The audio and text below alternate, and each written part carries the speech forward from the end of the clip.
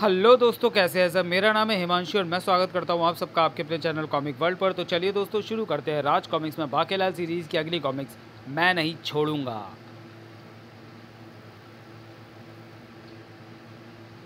Bakelal series मैं नहीं छोड़ूंगा। हास्य सलाहकार संजय गुप्ता, संजय सक्सेना, चित्रांकन बेदी, लेखक तरुण कुमार वाई, संपादन मनीष गुप्ता। बाकेलाल, जिसे बाल्यकाल में भगवान शिव ने एक शाप दिया था, किंतु फिर माता पार्वती की सिफारिश पर शाप में यह परिवर्तन भी कर दिया था कि बाकेलाल जिस किसी का भी बुरा सोचेगा उसका भला हो जाएगा और उससे बाकेलाल को भी लाभ होगा। और जब से होश संभाला, बाकेलाल की महान इच्छा है विशालगढ़ का राजा बनने की। उसका भाग्य उस पर ना जाने कब मेहरबान होगा और कब बनेगा वो राजा। खैर, जब हमारी इच्छा होगी बनवा देंगे। मगर फिलहाल आइए चले मज़े लें प्रस्तुत कॉमिक में बाकेलाल के शानदार कारनामे की। राज दरबार में आज सभी उपस्थित थे क्योंकि आज एक महत्वपूर्ण निर्णय लिया जाना था। महाराज, आरती लीजिए। हाँ हाँ ज़रूर, ये लो चढ़ावा भी। महारानी जी, आरती लीजिए। आरती मंत्री, आजकल तुम अच्छी वाली धूप नहीं जलाते आरती में। धूप का प्रबंध तो प्रबंध मंत्री जी के हाथों में है महारानी जी। मैं तो सिर्फ जलाता हूँ। मैं तो उच्च श्रेणी की खुशबूदार व महंगी धूप ही मंगवाता हूँ महारानी जी। लीजिए, घंटी पकड़िए। आरती मंत्री, तुमने बाकेलाल को आरती नहीं दी। महाराज, बाकेलाल आरती की थाली में पैसे तो डालता नहीं। मेरा मतलब है महाराज कि बस मैं अब बाकेलाल के पास ही आ रहा था। बेटे आते आरती मंत्री, तेरी आरती तो किसी दिन बांके उतारेगा। आरती मंत्री, जल्दी से आरती शुरू करो क्योंकि राज दरबार की कार्रवाई में विलंब हो रहा है और नियम के मुताबिक बिना आरती के कार्रवाई शुरू नहीं हो सकती। मैंने तो सबको घंटियाँ पकड़ाकर अपना कार्य समय पर पूरा कर दिया है। महाराज, अब आप भी जल्दी से घंटा पकड़ लीजिए, मैं आरती शुरू करता हूँ। टिन टुन टिन टिन, और हम सब बजाते हैं घंटियाँ। बाकेलाल, मैं भी घंटा बजा रहा हूँ, तुम भी घंटी बजाओ। अरे, मेरी घंटी में घुंटी तो है ही नहीं, बजाऊँ कैसे। तो सबसे पहले शुरू होती है आरती भगवान जगदीश्वर की। ओम जय जगदीश हरे, स्वामी जय जगदीश हरे, भक्त जनों के संकट क्षण में दूर करे, जो ध्यावे फल पावे। जैसे सेब, संतरा, आड़ू, केला।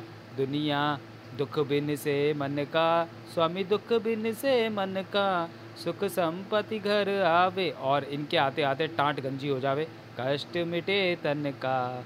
बोलो ओम जय जगदीश हरे, मात पिता तुम मेरे, मेरे भी अभी जिंदा हैं, शरण कहूँ किसकी, तुम बिन और न दूजा, आस करूँ जिसकी। घरवाली की आस तो सभी को होती है। बोलो ओम जय जगदीश हरे, तुम पूरन परमात्मा, तुम अंतर्यामी, स्वामी तुम अंतर्यामी। और हम भोले भंडारी यही सोचकर मन में धन मांगा। पार ब्रह्म परमेश्वर तुम सबके स्वामी, बोलो ओम जय जगदीश हरे, तुम करुणा के सागर, तुम पालन करता, मैं मूर्ख काय को खल कामी, कृपा करो भरता। बोलो ओम जय जगदीश हरे, तुम हो एक अगोचर, सबके प्राणपति, पतियों के भी पति, स्वामी सबके प्राणपति, किस विध मिलूँ दया में, तुमको मैं कुमति समिति। बोलो ओम जय जगदीश हरे, दीन बंधु दुख हरता, तुम ठाकुर मेरे, अपने हाथ उठाओ द्वार पड़ा तेरे। बोलो ओम जय जगदीश हरे, विषय विकार मिटाओ, पाप हरो देवा। वैसे मैंने तो नहीं किए। स्वामी पाप हरो देवा, श्रद्धा भक्ति बढ़ाओ, संतन की सेवा। बोलो ओम जय जगदीश हरे, तन मन धन छोड़कर सब कुछ है तेरा मेरा, तेरा तुझको अर्पित क्या लागे मेरा। बोलो ओम जय जगदीश हरे। ट्रिन ट्रिन ट्रिन ट्रिन टुन ट्रिन ट्रिन। अब शुरू होती है आरती श्री गणेश की। अब शुरू होती है आरती श्री गणेश जी की। जय गणेश जय गणेश जय गणेश देवा, माता जाकी पार्वती पिता महादेवा, एक दंत दयावंत चार भुजाधारी, मस्तक पर सिंदूर सोहे मूसे की सवारी। अंधन को आंख दे, तभी तो विशालगढ़ में सैकड़ों अंधे हैं। कोड़िन को काया, कोड़नों की भी कमी नहीं है। बाजन को पुत्र, तब भी बहुत है। निर्धन को माया, जहाँ राजा के अलावा सभी निर्धन है। हार चले फूल चढ़े और चढ़े मेवा, तभी महंगा है। लड्डुअन का भोग लगे संत करे सेवा, बोलो जय गणेश जय गणेश जय गणेश देवा, माता जाकी पार्वती पिता महादेवा। अब शुरू होती है आरती श्री हनुमान जी की। बोलो आरती की जय हनुमान लला की, दुष्ट दलन रघुनाथ कला की। जाके बल से गिरवर कापे, रोग दोष जाके निकट न झापे। अंजनी पुत्र महाबलदाई, संतन के प्रभु सदा सहाई। बोलो आरती की जय हनुमान लला की। देवीरा रघुनाथ पठाए, लंका जारी सिया सुधिलाए। लंका सुकोट समुद्र सिखाई, जात पवन सुत बार न लाई। लंका जारी असुर संघारे, सिया राम जी के काज सवारे। लक्ष्मण मूर्छित पड़े सकारे, आनि सजीवन प्राण उबारे। पैठी पताल तोरी जमकारे, ऐ रावण की भुजा उखारे। बाएं भुजा असुर दल मारे, दाएं भुजा संत जन तारे। सुर नर मुनि आरती उतारे, जय जय जय हनुमान उचारे। कंचन थार कपूर लोछाई, आरती करत अंजना माई। जो हनुमान की आरती गावे, बसी बैकुंठ परम पद पावे। और जो संपादक इस पेज को काटे, उसकी भी कुर्सी हिल जावे। बोलो आरती कीजिए हनुमान लला की, दुष्ट दलन रघुनाथ कला की। अरे बाकेलाल, तुम आरती नहीं गा रहे, पाप लगेगा। मैं आरती गाता नहीं महारानी जी, बल्कि उतारता हूँ। आरती उतारना पिटाई करने की कहावत के रूप में भी प्रचलित है। आरती के बाद शुरू हुई राज दरबार की कार्रवाई। हाँ तो भैया, राज्य में वैसे तो चारों ओर सुख शांति छाई हुई है, फिर भी हमारे सिर में दर्द है। इसलिए हमने अश्वमेघ यज्ञ का आयोजन किया है। किसी को कोई ऐतराज़ होता है तो होता रहे, क्योंकि यज्ञ तो हम करेंगे ही। वाह, ये तो मेरे लिए भी सुनहरी मौका है ऊपर की कमाई का। मुझे भला क्या ऐतराज़ होगा। महाराज, यज्ञ के लिए पुष्प लाने का काम आप मुझे सौंप दें। मैं दासियों के साथ उद्यान में फूल चुन लाऊंगा। खुरदुरी कुल्हाड़ी से जंगल से लकड़ियाँ काट कर लाने का काम बाकेलाल चाचा को सौंप दे पिताश्री। तुम्हारे बाकेलाल चाचा को तो हम सूखे कुएं का पानी लाने का काम सौंपेंगे पुत्र। यज्ञ में तो चरणामृत बनेगा, वो उसी जल का बनेगा। मुझे भला क्या ऐतराज़ हो सकता है महाराज, पर मैं जल को किसी सांप बाप से झूठा जरूर कराऊंगा। सूखे जल से जल बाकेलाल चाचा ही निकाल सकते हैं। तो किसी को कोई ऐतराज़ नहीं है? नहीं। अश्वमेघ यज्ञ परसों प्रातः से आरंभ होगा बाकेलाल। अश्वमेघ के लिए अश्व यानी घोड़ों का चुनाव करने तुम मेरे साथ अस्तबल चलोगे। घोड़े की क्या आवश्यकता महाराज? बाकेलाल जी ही परिक्रमा लगा लेंगे विशालगढ़ की। अगर ऐसी आवश्यकता पड़ी तो मैं तैयार हूँ महाराज, क्योंकि गधा तो अश्वमेघ में परिक्रमा लगाता नहीं, वरना सेनापति को भेज देते। तभी गूंज उठी टंकार। ओह, तेरी फू पर कोई बात करना चाहता है। तेरी फू की फू हम महाराज बोल रहे हैं। महाराज, मेरी फू की फू मैं द्वारपाल खटाईपाल बोल रहा हूँ। वैद्यराज औषधिनाथ पधारे हैं। क्या औषधिनाथ? उन्हें जल्दी से अंदर भेजो, शीघ्र ही। बोलो वैद्य विशारद की शिक्षा प्राप्त कर लौटे राजवैद्य औषधिनाथ की जय। महाराज की भी जय हो। महाराज, विशालगढ़ की जनसंख्या कितनी बढ़ गई थी। राजवैद्य के आगमन से अब विशालगढ़ की धरती को कोई राहत मिलेगी। राजवैद्य, हम सबको बताओ कि तुम कौन कौन सी शिक्षाएं प्राप्त करके लौटे हो। अवश्य महाराज, ये देखिए, ये है क ज यानी करमजली उपाधि। जले हुओं का उपचार करना सीखने के बाद ये मुझे हासिल हुई है।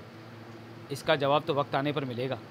वाह, अब दिल जलों का भी इलाज हो सकेगा। क्यों बाकेलाल?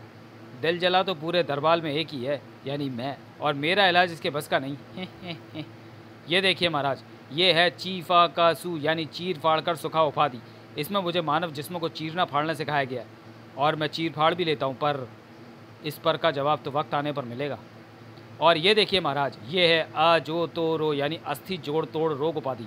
टूटी अस्थियाँ जोड़ने में मैं माहिर हो गया हूँ, पर इस पर का जवाब तो वक्त आने पर ही मिलेगा। हमें तो ये बताओ कि यदि कभी महाराज कोई असाध्य रोग जैसे मधुमेह, अर्बुद, क्षय रोग हो गया तो क्या होगा। महाराज, ये देखिए, ना रहे बांस ना बजे बांसुरी उपाधि यानी लाइलाज रोगों की उपाधि, जो कि ऐसे रोगों के उपचार की सफलतापूर्वक शिक्षा प्राप्त करने पर मुझे मिले, जो कि असाध्य होते हैं, पर इस पर का जवाब तो वक्त आने पर ही मिलेगा। और ये विभिन्न उपाधियाँ जैसे आँख, नाक, दांत, आंत, कान, खाल, बाल, गला रोगों के लिए, जिसमें आँख, नाक, आंत, दांत, कान, खाल, बाल, गला रोगों का उपचार करना सिखाया गया। इसमें रोगी का रोग जड़ से उखाड़ कर फेंक दिया जाता है, पर इस पर का जवाब तो वक्त आने पर ही मिलेगा। चलो, अब सेनापति की सारी बीमारियों का उपचार भी शीघ्र हो जाएगा। मैं उस पेट दर्द का इलाज तो भगवान मेरे उस पेट दर्द का इलाज तो भगवान भी नहीं कर सकते जो मेरी टांग में होता है। महाराज, मुझे विशालगढ़ के शमशान घाट का प्रमुख भी बना दीजिए। इसी बात पर बोलो, सभी रोगों की एक दवा, जिंदाबाद। जहाँ अब मुझे कमाई ही कमाई दिख रही है। और तो और महाराज, ये देखिए, मैंने पशु रोग उपचार प्रमाण पत्र भी प्राप्त कर लिया है। अब आप भी अपने रोगों का उपचार मुझसे करवा सकेंगे। अब राज पशु भी मेरी सेवाओं से लाभान्वित हो सकेंगे। माताश्री, मेरे पेट में दर्द होता है। राजवैद्य से कहें कि स्वादिष्ट चूर्ण दें। पेट में दर्द? लो, ये स्वादिष्ट दर्दनाशक चूर्ण खा लो। वाह, खाते ही दर्द ठीक हो गया, जो कि हुआ ही नहीं था। ये मेरी दवा की जादू शक्ति का कमाल है। और इस प्रकार राज दरबार में बढ़ गई एक कुर्सी और यानी राजवैद्य की। फिर अस्तबल में, बाकेलाल, जल्दी से उस घोड़े पर हाथ रखो जिसे परिक्रमा के लिए चुनना है। ठीक है महाराज। अगले ही पल, ये तो मैं हूँ बाकेलाल। वाह, आज घोड़ा चुना जाना मुझे भी यही पसंद है। महाराज, आप पर हाथ तो मैंने आपका ध्यान आकर्षण के लिए रखा है।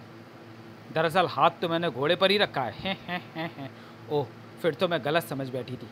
मुझे पकड़कर चलाने के लिए 8-10 आदमियों का इंतज़ाम भी कर लेना, क्योंकि इस वक्त तो मैं अपने दाएं बाएं के घोड़ों के बीच अटका हुआ हूँ, इसलिए खड़ा हुआ हूँ, वरना कब का पुरानी मर्द की तरह गिरकर ढेर हो गया होता।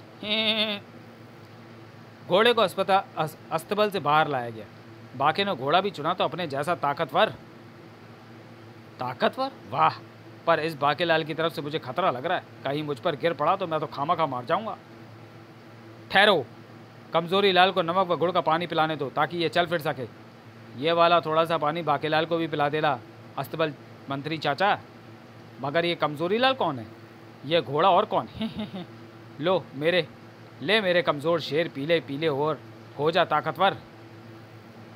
चलो, घोड़े का चुनाव भी हो गया। अब रह गया एक प्रमुख कार्य, यानी अश्वमेध यज्ञ के लिए ऋषियों के चुनाव का। ऋषि की क्या ज़रूरत है महाराज?